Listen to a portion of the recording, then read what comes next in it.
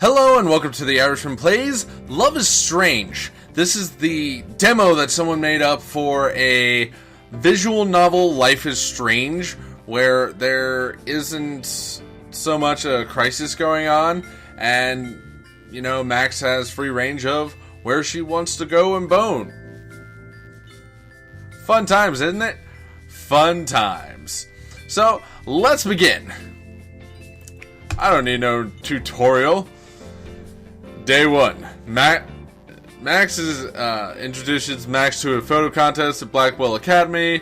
Max can choose who she partners with for the photo contest. For demo purposes, we've chosen Chloe as Max's partner. This is Day 2, Chloe's route. Breakfast rush at the Two Whales Diner always takes me by surprise, even though I've been coming here since I was a kid. The atmosphere is always electric.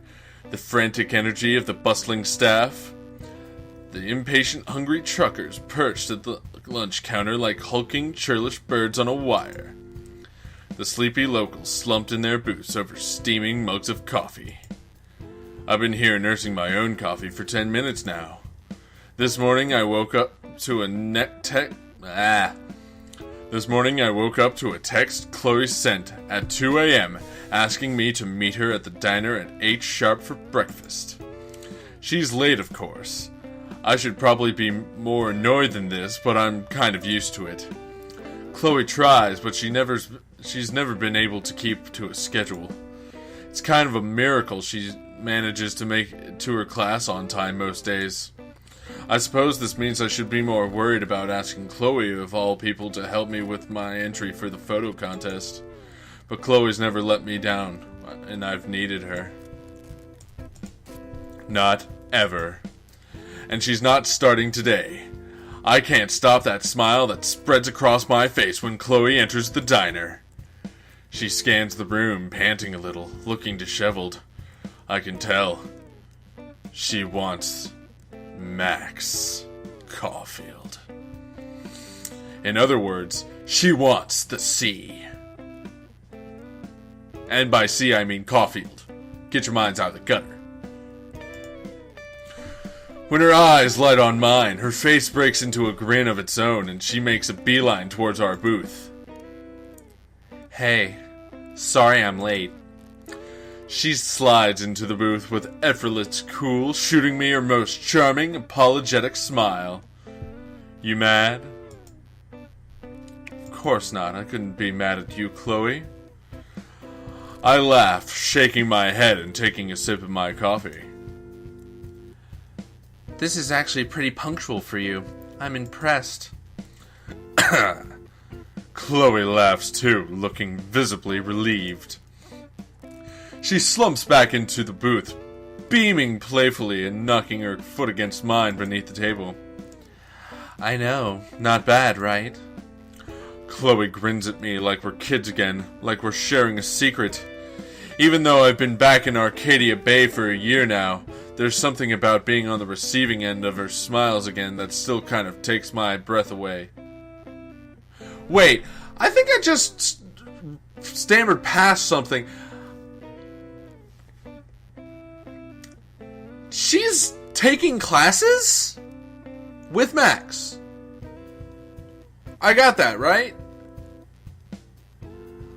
Oh my god. They fucking retconned that she was expelled from Blackwell. The fuck?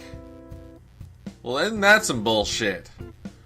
I guess they needed it to form perfectly into their whole, oh, hey, could you just, go back to school here so it can make it a school, story? Thanks, that's great. That'd be great. I can tell I'm staring at her with what must be the dopiest look on my face, but I can't help it. She's just so gosh darn attractive. Take me now. Deliberately, I drag my eyes from her face and scan the diner, licking my lips. You hungry? God, yes. Chloe cranes her neck dramatically, looking around the diner. Where's Joyce anyway? I'm gonna die of starvation before she even takes my order.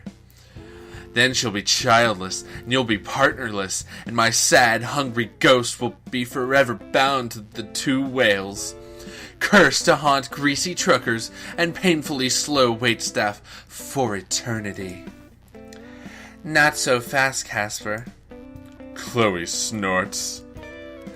I kick her lightly beneath the table and continue, despite the interruption. Especially since apparently my inner thoughts are being voiced by a 23-year-old male. Joyce should be out with your food in a minute. It's like flipping a switch. Chloe's face lights up, the previous conversation immediately stricken from her memory. She leans forward, seizing my hands in hers, and dragging them across the table. Max, you've been my best friend since we were kids. My first mate, my partner in crime, and now, the girl who buys me breakfast. What an honor. I'm ready to take the next step.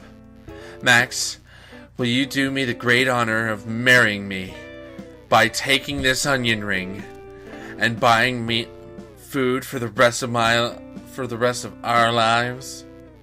And if you say no, you and I are Dunyan Rings. Courtesy of Danny Sexbang. Thank you. I really do appreciate that joke. I'm glad I could make it. She's been doing this more and more lately.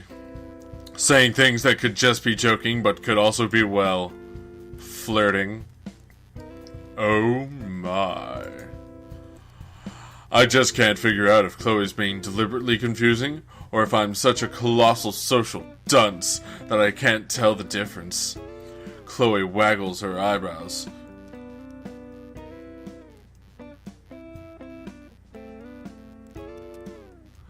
Squeezing my hands playfully. Max. I laugh awkwardly, feeling a blush rise on my face, and yank my hands out of her grip. Who said I'm buying? Oh, you cheeky little minx.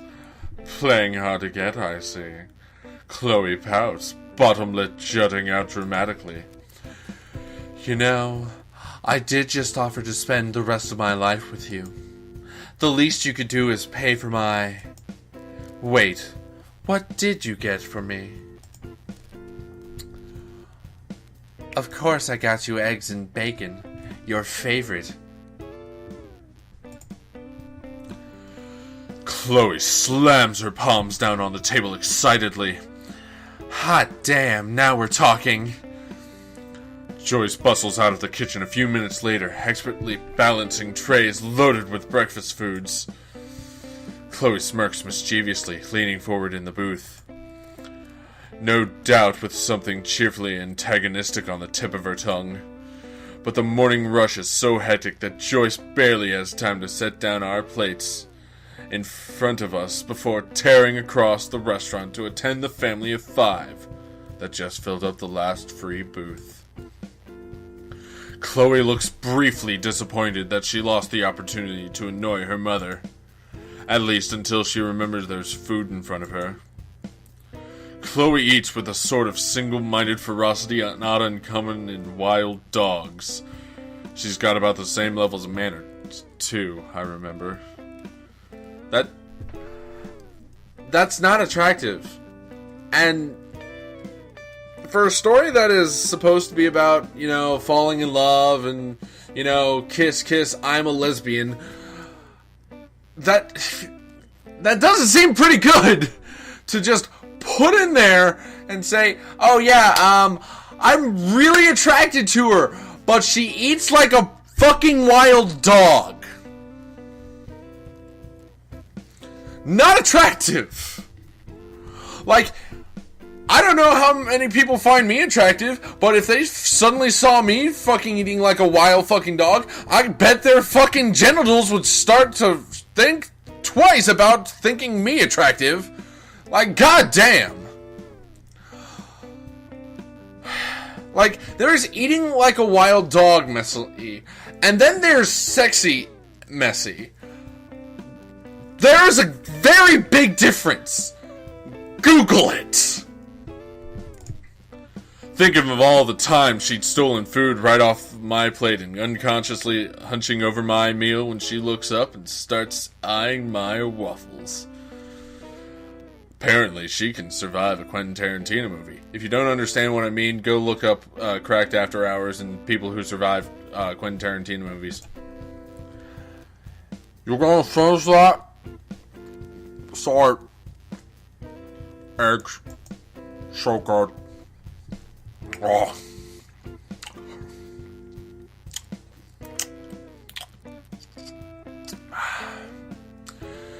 Because if you're gonna act like a wild dog when you're eating, might as well act the part.